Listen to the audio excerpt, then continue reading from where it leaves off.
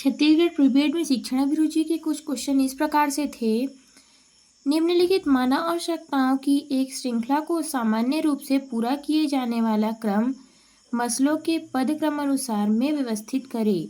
सबसे मूल से लेकर उच्च स्तर की ओर सुखी और व्यक्तिगत विकास की खोज, एक स्थिर नौकरी और सुरक्षित महसूस करना, सम्मानित महसूस करना और पहचान प्राप्त करना, जीवन अस्तित्व हेतु मूलभूत आवश्यकताओं की पूर्ति करना, घनिष्ठ संबंध बनाना और जुड़ाव की भावना महसूस करना।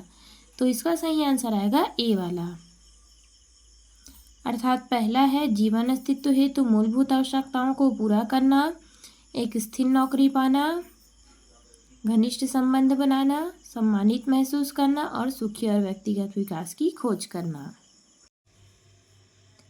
निम्नलिखित में से कौन सा कथन कला के रूप में शिक्षण का सर्वश्रेष्ठ मूल भावना को व्यक्त करता है? शिक्षण पाठों की क्रमबद्ध योजना, इसके प्रस्तुतिकरण को शामिल किया जाता है। शिक्षण वैज्ञानिक अन्वेषण और विषय वस्तु के तार्किक अनुक्रमण पर आधारित है। शिक्षण वांछित परिणामों हेतु पूरी तरह से सख्त दिनचर्या और व्यवस्थाओं का पालन पर निर्भर करता है। सीखने की प्रक्रिया में सौंदर्य को शामिल करते हुए शिक्षण कौशलों सुघ्घरता एवं रचनात्मकता के साथ किया जा सकता है। तो इसका सही आंसर होगा सीखने की प्रक्रिया में सौंदर्य को शामिल करते हुए शिक्षण कौशलों की सुघ्घरता एवं रचनात्मकता के साथ किया जाता है। निम्नलिखित में से कौन सा कथन विभिन्न गति से सीखने वाले विद्यार्थियों की अधिगम को सुगम बनाने के लिए उचित नहीं है? तो इसका सही आंसर होगा एक ही समय पर बहुत सारी अवधारणाओं को प्रस्तुत करना। निम्नलिखित में से कौन सा कथन संकल्पना मानचित्रण के शिक्षण, अधिगम और आकलन के प्रयोग में संबंध सत्य है? संकल्पना मानचित्रण पूर्ण रूपेण एक शिक्षण उपकरण है और इसका आकलन में प्रयोग नहीं किया जा सकता।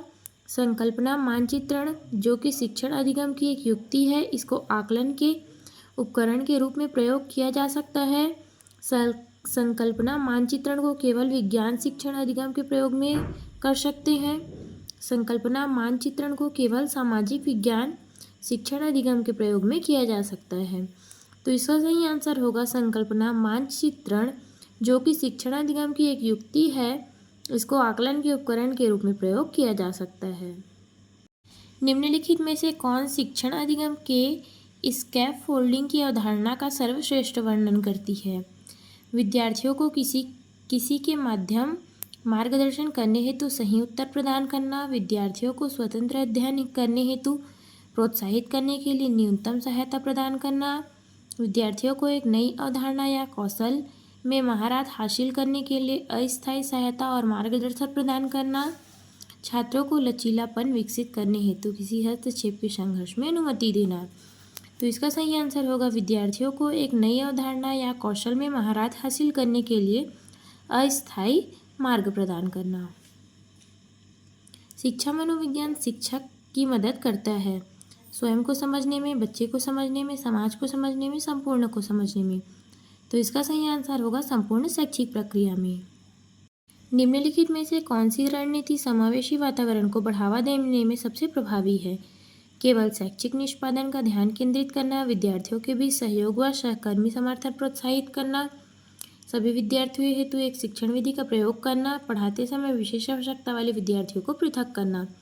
तो इसका सही आंसर होगा विद्यार्थियों के बीच सहयोग और सहकर्मी समर्थन प्रोत्साहित करना। किसी प्रकार के समूह के गठन से विभिन्न दृष्टिकोणों और सहकर्मी समर्थन के माध्यम से सीखने को बढ़ावा देने की सबसे अधिक संभावना होती है।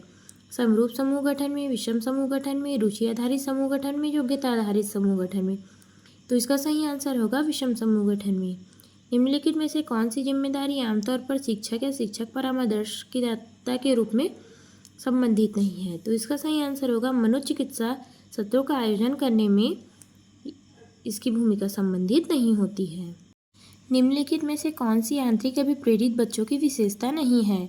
उन्हें अपने कार्यों में संलग्न रहने में आनंद मिलता है, वे अपनी गतिविधियों के दौरान उच्च स्तर का उत्साह व दृढ़ता प्रदर्शित करते हैं, वे हमेशा सफल होते हैं, वे चुनौतीपूर्ण कार्यों को पसंद करते हैं। तो इसका सही आंसर होगा वे चुनौतीपूर्ण कार्यों को पसंद करते हैं, वे हमेशा सफल होते हैं। निम्नलिखित में से कौन सी गतिविधि अनुभवजन्य अधिगम का सर्वोत्तम उदाहरण प्रस्तुत करती है। पाठ्यपुस्तक पढ़ना और नोट्स लेना, व्याख्यान सुनना और नोट्स लेना, व्यवहारिक कार्यशाला में प्रतिभाग करना, ऑनलाइन शैक्षिक वीडियो देखना। तो इसका सही आंसर होगा व्यवहारिक कार्यशाला प्रतिभाग करना।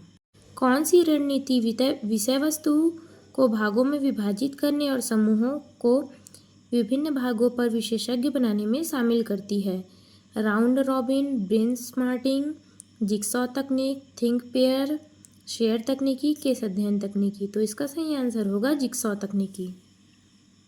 एक अच्छे शिक्षक को मुक्त होना चाहिए व्यक्तिगत अनुभवों से, अकादमिक जड़ता से, वित्तीय संसाधनों से, सामुदायिक अनुभव से। तो इसका सही आंसर होगा अकादमिक जड़ता से।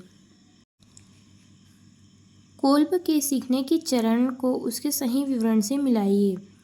तो इसका सही आंसर होगा मूर्त अनुभव, व्यवहारिक अनुभव में संलग्न होना, मननशील अवलोकन का होगा, विभिन्न दृष्टिकोण एवं अनुभव में मनन करना, अमूर्त अवधारणा का होगा विकसित व्यवहारिक परिकल्पना का परीक्षण करना, सक्रिय प्रयोग। तो सक्रिय प्रयोग का होगा अमूर्त अवधारणा पर पहुंचना और व्यवहारिक परिकल्पना विकसित करना।